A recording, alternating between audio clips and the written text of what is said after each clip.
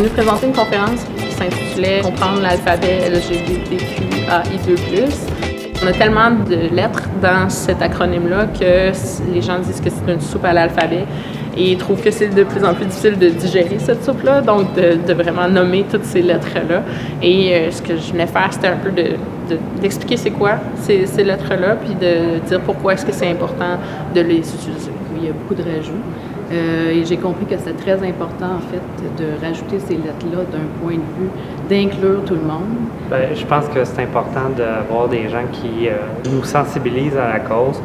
Des fois, on n'a pas le réflexe, on n'a pas l'idée, on ne se pose pas ces questions-là.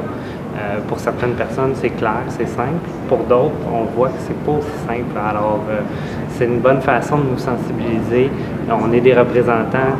Et on se doit de représenter tout le monde dans nos sections locales. C'est justement pour ça que c'est important d'avoir des comités LGBTQ et toutes les lettres qui suivent qu'on va apprendre et qu'on va intégrer dans notre vocabulaire certainement.